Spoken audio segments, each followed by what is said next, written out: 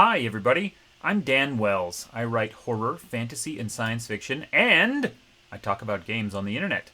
Today, I am going to talk about Mecha and Monsters. This is another game from the Gallant Knight Games Tiny D6 line. In fact, this one is kind of directly connected to Tiny Frontiers, which we talked about before. The image behind me is Pacific Rim, because that is a wonderful touchstone for Mecha fighting monsters. But the game itself is completely IP agnostic. You can create your own. You can base it on something that you just really wanted to play and couldn't find a Pacific Rim RPG or an Evangelion one or whatever it is that is got you all excited. And of course, because it is from Gallant Knight Games and they've got this incredible big, more than half the book section here in the back, starts right there, of micro settings. So let's talk about this. Tiny D6 is a game system that I talk about a lot. It's minimalist RPG in which everything is handled just by rolling 2d6. If you have advantage, you get 3d6. If you have disadvantage, you get 1d6. And you just have to roll successes and then you win. It's incredibly simple. This one is actually a little crunchier than a lot of the other Tiny D6 games because of the extra rules that it is adding to handle the mecha and the monsters. But it is still very simple, very rules light. It plays very quickly. I really love what they were able to do, bringing in all of the big, stumpy robot complexity and boiling it down to just its essence. It's astonishingly quick and playable while still having a lot of texture to it. So I don't have a PDF. We've got this, which is screwing up my green screen, so we won't look at it too much. The basic thing is it has rules for both mecha and monsters. So if you want to play with giant robots and you're the robot pilot and you go out and you fight monsters, you can do that. You know, something like Robotech or Gundam or Mech Warrior or Pacific Rim. All of these fit into this wonderful little genre. And if you want to play as giant monsters, like if you want to be the kaiju or the King Kong or whoever it is, and then go fight other monsters or other robots, you can do that too. They have full creation rules for the mecha and for the monsters, which I think is a really great way to do this. So the basic idea here is your robot pilot will have one or two abilities. Virtually nothing. Don't worry about attributes, don't worry about anything else, because most of the combat and stuff is going to happen in the robots. So, there are, whoa, look at that! There are 4 chassis.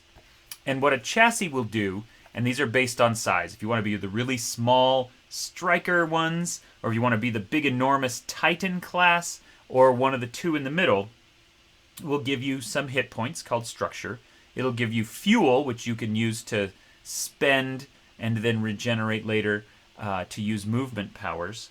It will give you one special ability based on your chassis, and then it will give you a number of systems. So for example, the Scout class, that's the all-purpose mecha, they get 1 sensor system, 2 weapon systems, 2 defense systems, and 1 movement system.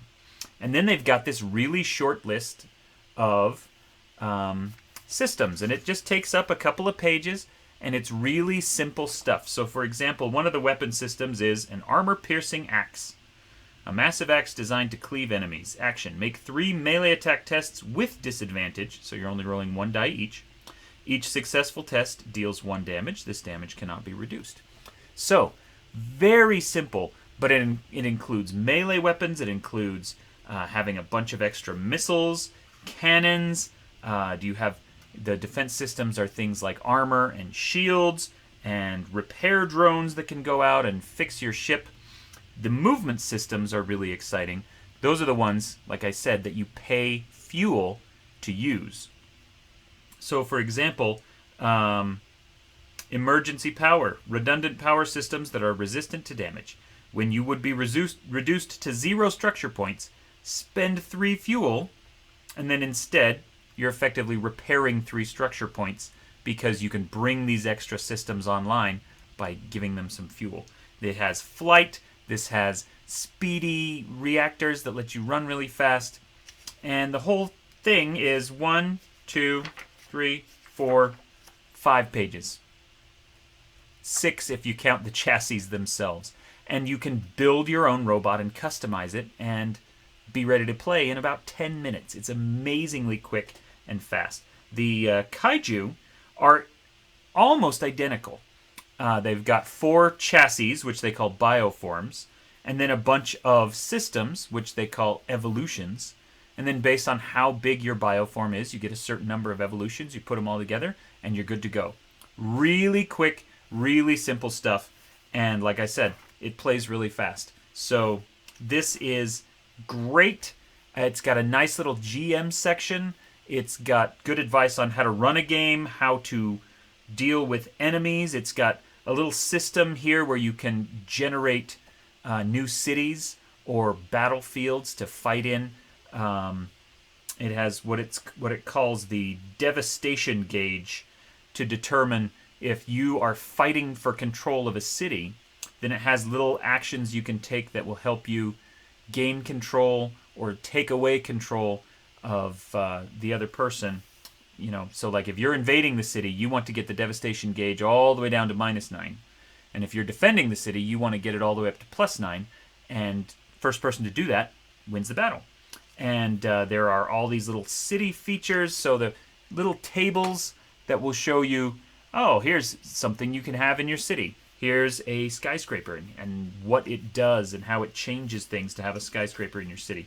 So the whole thing is just great. And then, of course, we get to the micro settings. Now, the way micro settings work in a Tiny D6 game is that some of them are literally settings. Like I said, it doesn't come with its own story because it is minimalist and it's a generic system that can be applied to anything.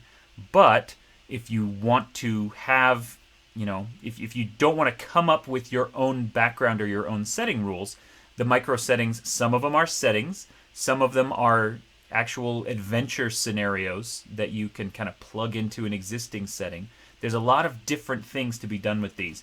And I've got here, you can see, I kind of took notes on all of them. It fills 2 pages, or a page and a half, I guess, of describing all the different settings. So some of my favorite ones is the very first one, Avalon Protocol. There were AI that conquered the world with mechs and kind of subjugated everyone, and then started using genetic technology to create kaiju to maintain control over the world. And so the scattered groups of human rebels, most humans live in, you know, these conquered cities that are ruled over by the giant kaiju. But there are rebels out in the wilds that have taken these old defunct robots and reverse engineered them or hacked them or whatever so that now they can control them and fight against the kaiju and kind of try to throw down this evil AI, which I like that one a lot. There's one called Eye of the Storm, in which this is kind of the everything and the kitchen sink setting.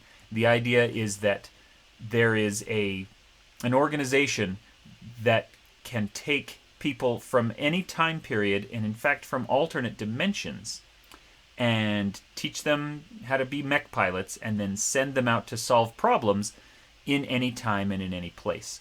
So if you want to have an adventure where your mech pilots are defending ancient Rome and then they end up in an alternate reality where other things happen, you can totally do that sort of thing. How about there's Call into the Deep, which is literally just Pacific Rim. Monsters are coming out of the water and we're using robots to defend against them.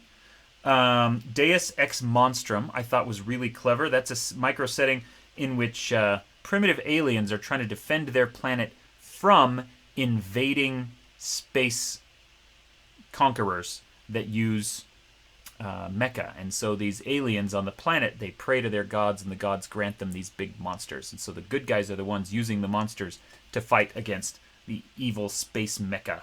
So that one's a lot of fun. Little Giants, this one is nuts. Just so you know, one of the great benefits of this micro setting system is that it is anything you can think of. So the Little Giants system, you play inside of an amusement park in which these little creatures called Weedlekin that are like 6 inches tall, they are able to ride around in the animatronics and stuff from the amusement park and defend it from the evil monsters and mannequins that are trying to conquer it.